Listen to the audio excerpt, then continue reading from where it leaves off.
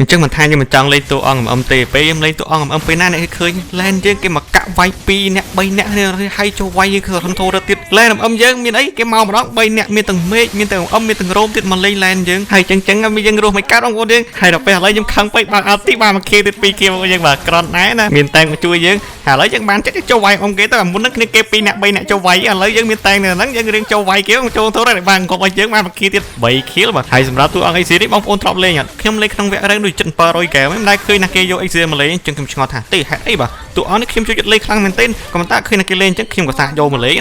នៅខ្លាំងដល់ដែរវិញឃើញអាល់ទីបើកហើយវាយគេចុកមែនទែនហើយនិយាយពីកញ្ញាតកហ្នឹងមុនហ្នឹងការអឺលីហ្គេមវាយយើងងប់ហើយដល់អីម៉ូជីយំណាយើងឥឡូវខ្ញុំខឹងពេកខ្ញុំចង់តាមវាយ flick ចូលវាយមិនអីចប់ចៃមកសិលណាអើយចោមចប់ចៃហើយសិលណាគេចង់ចម្លងចៃយើងទៀតណាគេចូលមកក៏មិនតែរត់ទៅវិញហើយកញ្ញាអំនេះចង់រត់វាយមួយយើងវាយដុតចង់វាយមួយលើ2ងាក់ងាប់ទៀត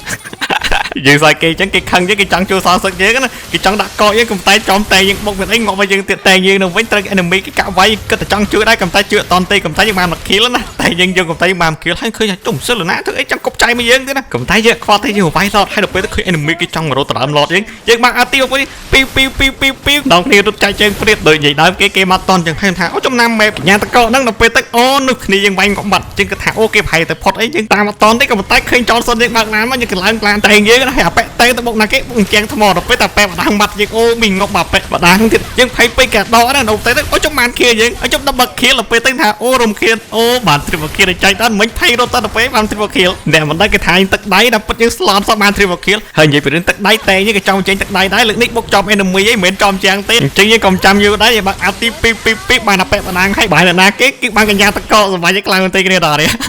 ហើយដល់ពេលទៅអាប៉ែបដាំងគេខឹងតែគេចង់រកវាយតែណាដល់ពេលទៅឃើញយើងនៅនឹងគេ flick រត់ដល់ពេលទៅមកអាទី2មកអាប៉ែបដាំងហើយតែនេះមើលណាគេទីរត់បាទនឹងគេគិតអីគេចូលក្នុងអាទីរបស់យើងមានអីគាត់ទៅអាប៉ែទៅរត់មួយទៀតហើយនោះកញ្ញាតកតាមរយូរគេចង់ចូលវាយតែខ្នៃមែនទេចប់កកអីណាគេចង់ចូលវាយកន្តែឃើញសិលណានឹងអត់ហ៊ានទេបងប្អូនយើងបាទហើយគ្នាយើងដាច់ចិត្តអូខ្ញុំភ័យមែនទេចឹងមានដកសិនចាំគ្នាយើងកាច់ចាំយើងចូលវាយទៀតដល់ពេលឥឡូវគ្នាយើងកាត់ទាំងហើយយើងចូលវាយនោះកញ្ញាតកគេថាចង់បាក់អាទី2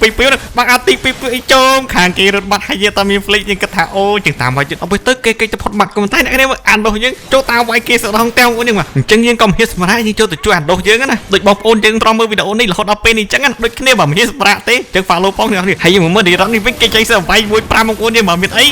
ថ្ងៃបងប្អូនយើងឌីរ៉ត